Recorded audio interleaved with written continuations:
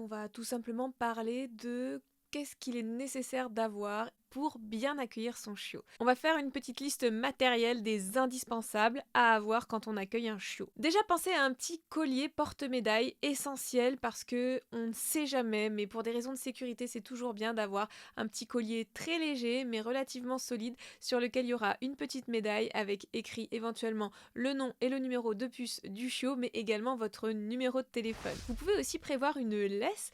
Oui, il faut qu'elle soit très légère, donc veillez bien à ce que le mousqueton soit solide mais léger.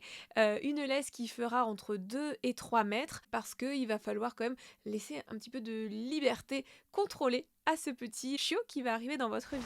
Pour le couchage, pensez à quelque chose de confortable. Un matelas, un panier, bref quelque chose de moelleux où le petit chiot pourra se pelotonner, très important, où il pourra se sentir bien. Il est toujours préférable d'avoir 2 couchages, voilà, que vous pourrez mettre à 2 endroits bien distincts de la maison ou de l'appartement pour que le chien puisse avoir 2 endroits différents où il lui sera agréable de se coucher en fonction de ce qu'il a envie ou pas. C'est un choix quand même relativement chouette qu'on peut offrir au chiot. Peut-être que votre chiot aura envie d'avoir un couchage un petit peu en hauteur. Dans ce cas-là, vous pouvez avoir une toute petite hauteur en fonction de la taille du chiot. Ça peut être par exemple sur une palette, vous pouvez surélever sur une palette, ou il existe aussi des petites stations, voilà, qui font que le chiot est un peu suspendu dans le vide. Ça, c'est quelque chose qui est relativement agréable pour les chiens et les chiots. N'ayez crainte, il n'y a aucun risque avec le fait que le chiot soit surélevé ou au même niveau que vous. N'oubliez pas, la hiérarchie entre les espèces n'existe pas, donc vraiment gros canular. En revanche, veillez à ce que la descente ne soit pas trop haute pour les articulations du chiot, et par contre,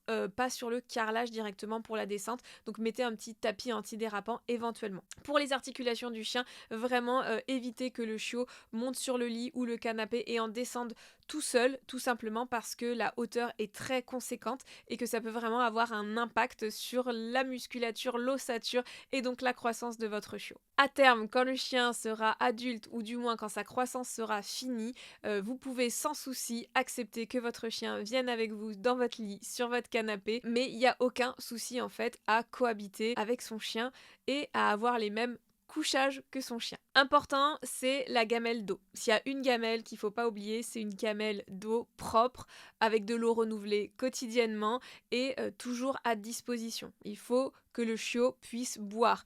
Et aucun chiot n'est propre, mais par contre, ne restreignez pas la quantité d'eau pour éviter les pipis. Ça, c'est archi pas ok en fait d'un point de vue besoin du chien et physiologie. Il faut laisser de l'eau à volonté au chiot. Pour le repas de votre chiot, alors évitez de faire les repas en 3 fois ou en 2 fois.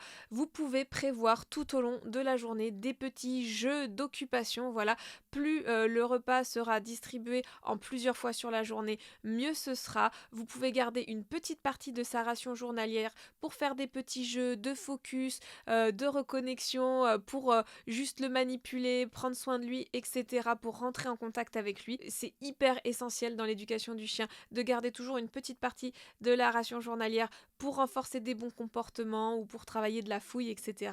Vous pouvez donc distribuer la ration journalière de votre chien dans des tapis de fouille, sur des tapis de léchage, dans des jeux d'occupation, des espèces de petites balles, voilà, distributrices de croquettes par exemple. N'hésitez pas à optimiser l'enrichissement quotidien de votre chien avec la ration journalière. C'est quelque chose d'extrêmement important pour le bien-être de votre chien. Il faut que le chiot ait plusieurs jouets à disposition. Voilà, des jouets de différentes textures qui font du bruit, qui craquent un peu. Vous trouverez en animalerie beaucoup de choses, mais vous pouvez aussi trouver une paire de chaussettes par exemple roulées en boule. Vous pouvez prendre un vieux pull et faire des tugs avec. N'hésitez pas à avoir 2 tugs similaires à disposition. Donc c'est des espèces de cordes très souples et élastiques sur lesquelles le chien pourra tirer.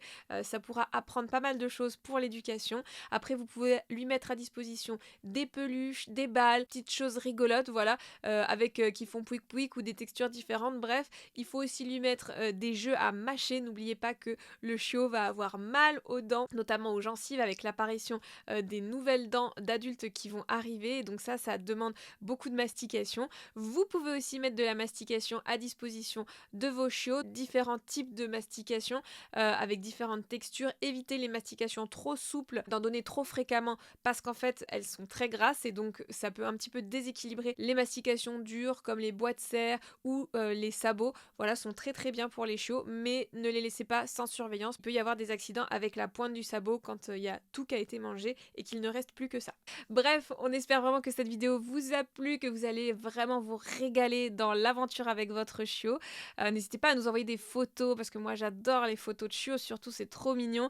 À nous mettre des petits commentaires en dessous pour nous dire comment votre chiot s'appelle, dans combien de temps vous allez l'avoir ou depuis combien de temps vous l'avez, quels soucis vous rencontrez avec lui. On pourra vous faire du contenu comme ça, pile adapté à votre demande et à vos problématiques. On vous souhaite encore une fois une très belle aventure avec votre chiot et on vous dit à très bientôt sur Danse avec ton chien. Allez, salut!